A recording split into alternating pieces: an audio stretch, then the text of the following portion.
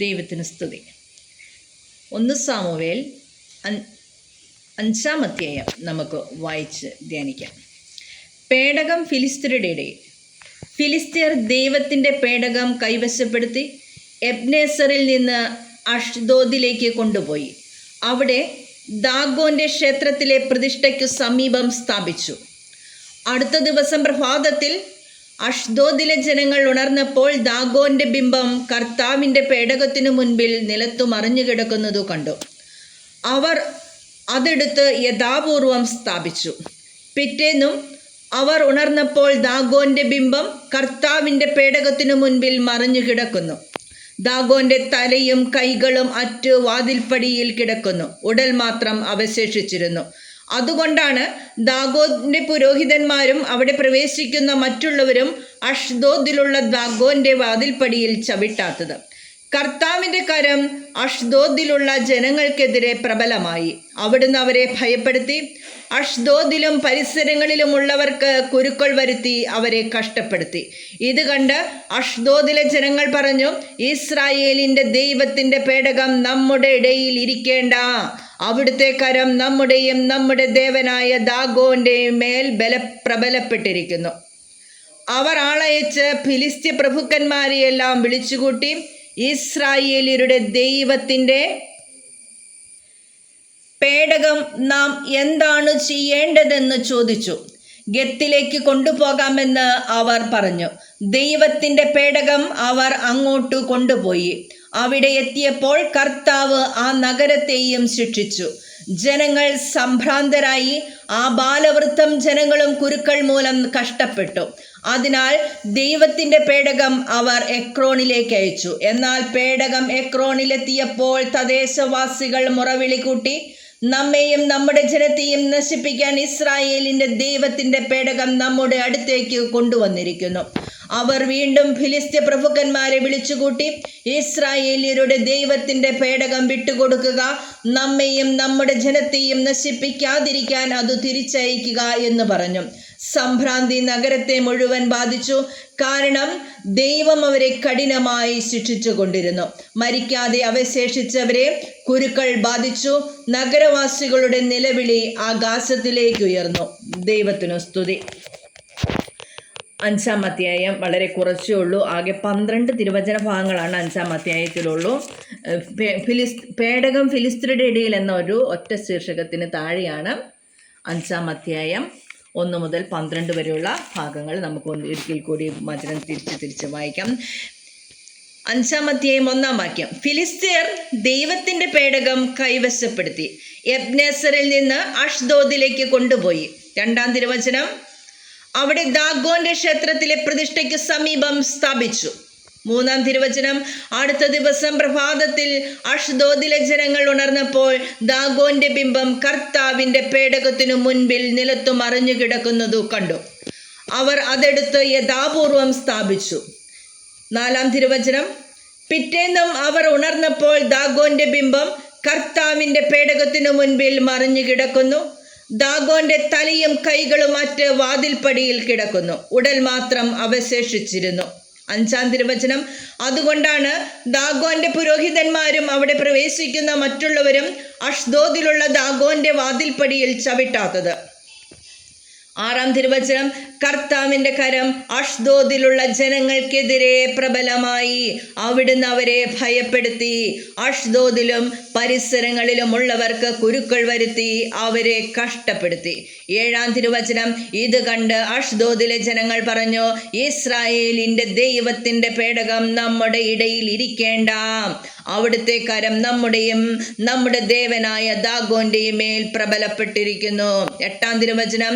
അവർ ആളയച്ച് ഫിലിസ്ത്യ പ്രഭുക്കന്മാരെയെല്ലാം വിളിച്ചുകൂട്ടി ഇസ്രായേലിയരുടെ ദൈവത്തിൻ്റെ പേടകം നാം എന്താണ് ചെയ്യേണ്ടതെന്ന് ചോദിച്ചു.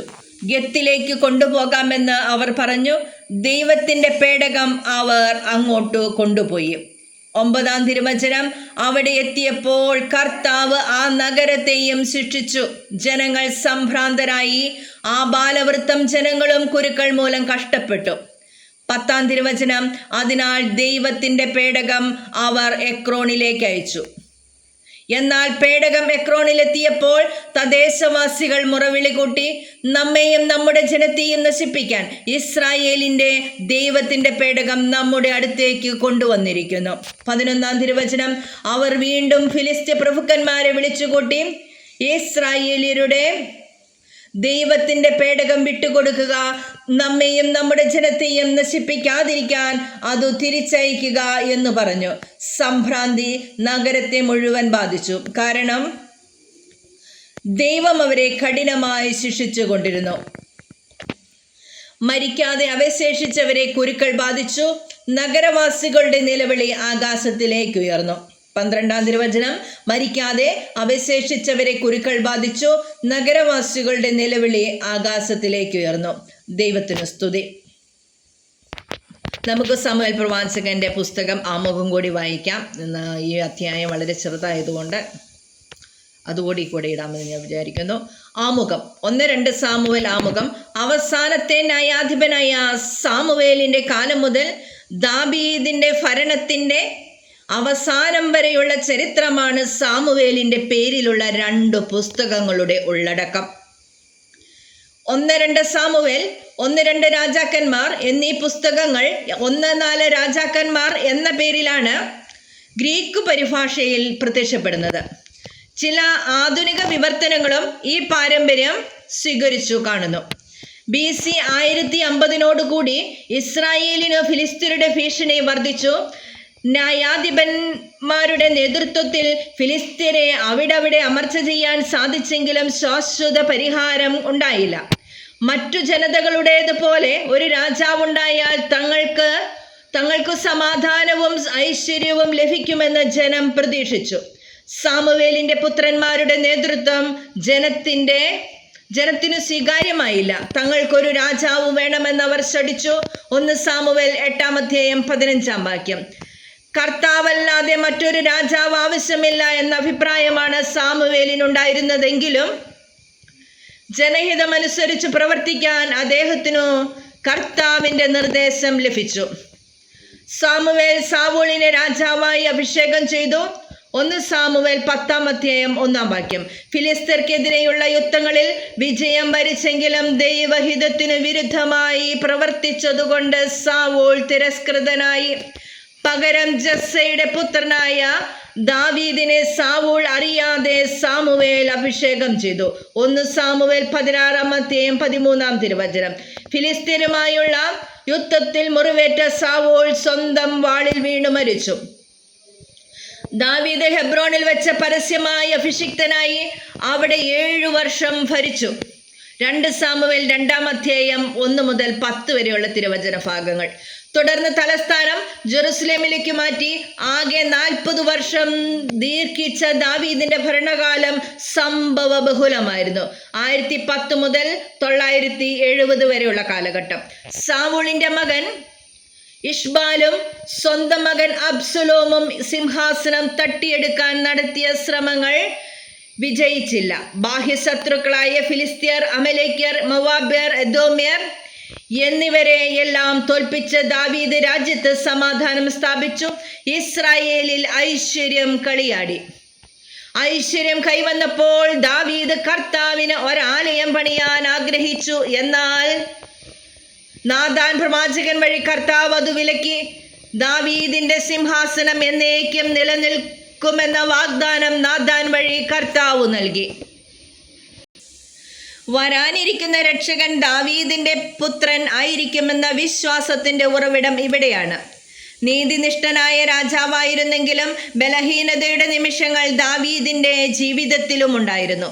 ഊറിയായുടെ ഭാര്യയായ ബത്ശേബയെ സ്വന്തമാക്കാൻ ദാവീദ് കാട്ടിയ വൻചതി നാഥാന്റെ ശക്തമായ വിമർശനത്തിന് വിഷയമായി. തെറ്റു മനസ്സിലാക്കിയ ദാവീദ് ഉള്ളുരുകി അനുതപിച്ചു. സങ്കീർത്തനം 51. ദാവീദിന് ബത്ശേബയിൽ ജനിച്ച പുത്രനാണ് കിരീടാവകാശിയായി തീർന്ന സോളമൻ. ദൈവഹിതത്തിന് വിരുദ്ധമായ ജനസംഖ്യ എടുത്തതിനു ശിക്ഷയായി വന്ന മഹാമാരിയിൽ നിന്ന് ജനത്തെ രക്ഷിക്കണമേ എന്ന യാചനയുമായി ബലിയർപ്പിക്കുന്ന ദാവീദിനെയാണ് 2-ാം പുസ്തകത്തിന്റെ അവസാന ഭാഗത്തു കാണുക. 24-ാം അധ്യായം 25-ാം വാക്യത്തിൽ. ഘടന: 1 സാമുവേൽ 1 മുതൽ 3 വരെയുള്ള അധ്യായങ്ങൾ സാമുവേലിന്റെ ബാല്യകാലം.